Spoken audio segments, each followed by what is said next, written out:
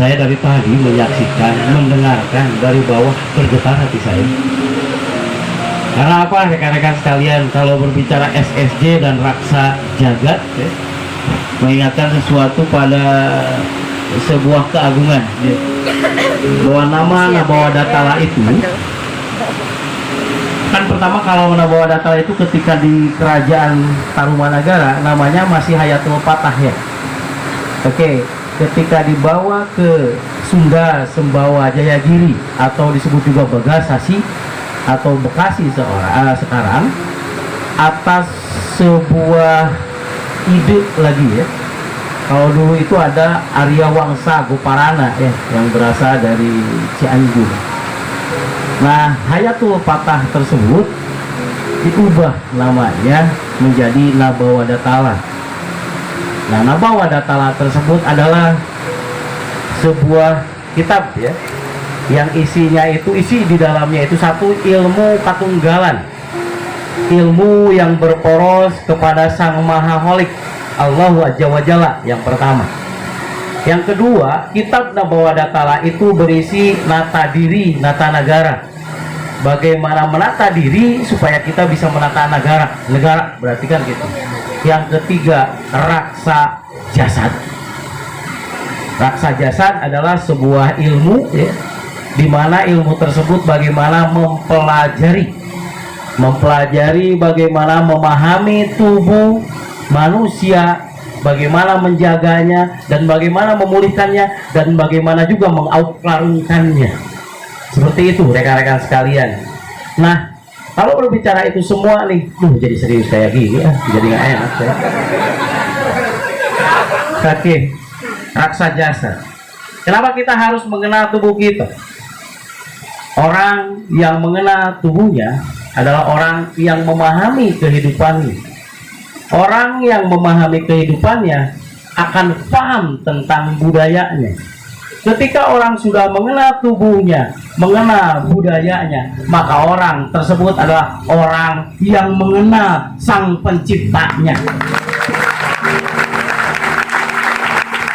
Jadi makanya rekan-rekan sekalian, perkumpulan Gusmus Raksa Jasad ini adalah penyehat dan pengobat tradisional tapi gaya milenial.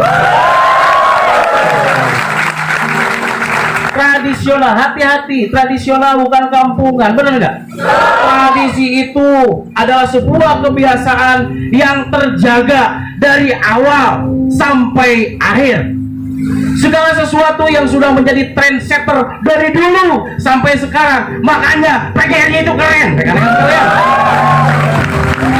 Jangan takut bahwa Anda menjadi seorang pengobat tradisional itu pengobat yang kampungan. Hati-hati, salah makna, salah ucap, salah gerak, beda hasil, benar nggak? Oke, mari kita jadi dulu niat aku. Kita perbaiki niat kita dari memperbaiki makna kita tentang diri kita sendiri.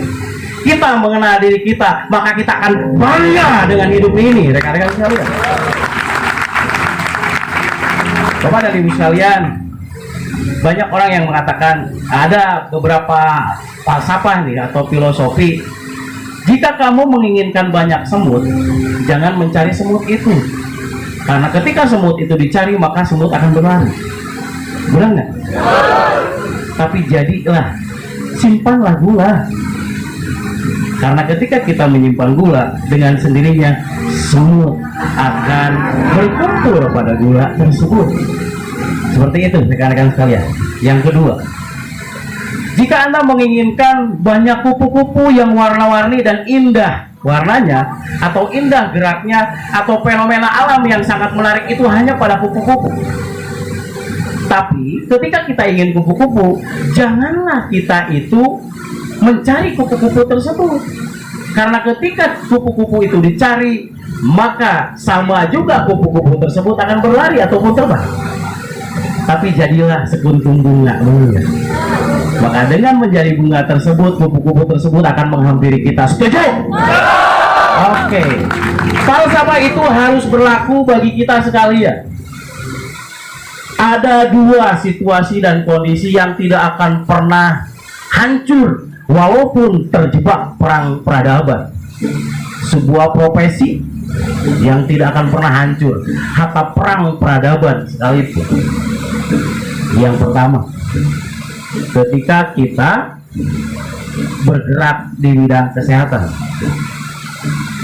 Yang kedua, kita bergerak di bidang makanan pokok, maka itu akan selalu dibutuhkan manusia. Oke, sekarang masalah makanan pokok dengan masalah kesehatan kita bandingkan. Bang Jack mau makan misal gitu kan, atau Bu mau makan, oke, mau makan pas sakit gigi, jadi nggak makan sudi ayang nalapan gitu. Kan gitu ya, bener nggak rekan-rekan sekalian? Oke, berarti yang paling penting itu apa? Kesehatan. Berarti setiap orang yang sadar ataupun bernyawa maupun yang tidak bernyawa semua membutuhkan sehat nggak? Butuh sehat nggak? Berarti segala sesuatu yang paling dibutuhkan oleh manusia itu sama hanya seperti hanya gula, benar? Oke, kita sekalian sekarang belajar mengenai dunia kesehatan, bukan? Iya. Benar nggak? Kita itu menjadi gula, benar? Maka siap-siap dikerumuni oleh semut-semut. Oke. Yang kedua, kalau berbicara bahwa kita bercerita mengenai tubuh, kita bercerita mengenai situasi dan kondisi tubuh, bahkan bagaimana merawat tubuh dan lain sebagainya, itu indah nggak? Ingin nggak kita misalkan berpenampilan bagus? Ingin nggak kita itu kinclong gitu? Cibi-cibi gitu. Benar nggak rekan-rekan sekalian? Seperti hanya yang demikian, kita sama hanya seperti sekuntum bunga, benar nggak? Maka siap-siap dikerumuni oleh kupu-kupu. Oke rekan-rekan sekalian, dua tersebut ya, filosofi tersebut kita kena nggak dengan hal tersebut? Kena, benar nggak? Oke. Tetapi kenapa misalkan ada gula nih, tetapi nggak dikerumuni semua? Paham ya rekan-rekan sekalian? Ada nggak? Saya simpan gula di sini. Kalau gulanya itu alami, langsung dikerumuni semut nggak? Oke. Tapi kalau saya garis oleh kapur atau insektisida, dikerumuni semut nggak? Oke. Kita sambungkan bersama-sama. Kita ini gula ceritanya, tapi kenapa saya nggak dikerumuni semut? Nggak dikerumuni banyak orang. Orang tuh nggak kenal bahwa saya itu keren gitu loh. Benar nggak? Ada yang seperti nggak ada di tempat ini, nggak ada pasti. Benar nggak ada? Nggak ada. Nah, di luaran sana, di luar sana, ada yang menjadi seorang penyehat atau pengobat, tapi nggak dikerumuni banyak orang. Kenapa itu? Ada insektisida, berarti benar nggak? Insektisida itu zat kimia, benar nggak? Zat kimia itu adalah sebuah zat yang dibuat atau diada-ada. Paham? Oke. Kenapa kita ini atau bukan kita ya? Kenapa orang lagi di luar sana itu gulanya itu tadi tamrong, tahu nggak ditamrong? Dikerumuni, ya? Kenapa demikian? Berarti ada insektisida. Mengada-ada situasi berarti. Benar nggak? Boleh nggak ngeluh? Boleh. Tapi ngeluhnya ke atas, benar nggak? Boleh nggak ngeluh ke samping? Nggak boleh. Langsung aja saya jawab. Boleh nggak ngeluh ke bawah? Nggak boleh. Apalagi ke bawah. Benar nggak rekan-rekan sekalian? Kita ngeluh ke atas ketika itu benar-benar kita udah coba dan kita tidak bisa. Tapi yang mau dicoba ke acan ya kita bisa. Nah, ada yang di sini benar? Ada. Harus ada way of life-nya ya, harus ada jalan keluar untuk dari kehidupan ini. Setiap keluhan apapun di tubuh manusia, mau yang namanya sakit, mau yang namanya gatal, mau yang namanya kebas, mau yang namanya pusing, mau yang namanya ngantuk terus, mau yang namanya itu kurang tidak bisa tidur, semua itu berasal dari sebuah oksigen. Ketika seseorang itu kurang oksigen, maka orang tersebut akan menderita gangguan tersebut. Contoh, kurang oksigen di tampuk otak, larinya apa? Ngantuk terus. Ketika tampuk oksigen kurang di telinga, apa yang terjadi? Telinga mendengung. Ketika sekarang oksigen tersebut kurang pada di bagian lambung, apa yang terjadi? Mual, mules, perih ke lambung. Oke, benar kan seperti itu? Oke, jadi intinya kurang oksigen. Oksigen itu sama dengan ilmu yang berawal dari niat atau impian. Saya yakin rekan-rekan sekalian yang di sini semua kenapa bisa sampai ke sini? Rekan-rekan sekalian adalah orang-orang yang great spirit, mempunyai impian yang besar, mau tumbuh dan berkembang dengan cepat. Sudah dibagi belum? Tadi kulit ya? Sudah dibagi belum? Oke, bagi yang belum, tadi udah dikasihkan belum? Oh iya, dibagiin dulu deh. Dibagiin dulu. Oke, karena kita berawal dari impian atau niat, benar nggak? Nah, itu nanti ada, tunggu.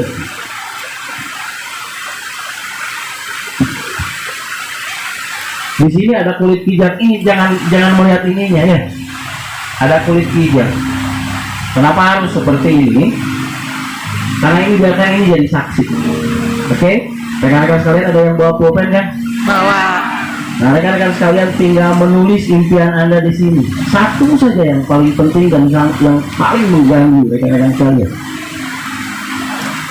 Bisa di sini, bisa di celahnya, bisa juga di belakangnya. Bebas. Oke? Yang penting di kulit ini, di kulit rusa ini. Kenapa demikian, rekan-rekan sekalian? Dari dulu sebuah tradisi ya, dari zaman Tarumanagara, kemudian Sunda Sembawa Jayagiri, sampai dengan kerajaan Pajajaran dan Mataram, semua rekan-rekan sekalian, para pendahulu kita ya, itu biasanya menuliskan impiannya itu pada kulit rusa atau kulit kijang. Dan perlu dipahami, tepatnya di tempat ini rekan-rekan sekalian, dari tahun 634 Masehi, tempat ini selalu dijadikan tempatnya God Prasawala untuk menulis impian-impian. Oke. Tempat ini sama dengan tempat-tempat yang lain, tetapi ketika kenangan indah itu selalu diukir dari tempat ini. Semoga kita mengukir kenangan indah juga berawal dari tempat ini. Oke, mungkin semuanya pastikan dulu nih memegang ini ya. Pastikan dulu nih rekan-rekan sekalian supaya kita nggak kemana-mana ya, supaya nanti kita kupas tuntas ya. Oke, mau berkumpul dulu. Oke, bisa di ini dulu ya.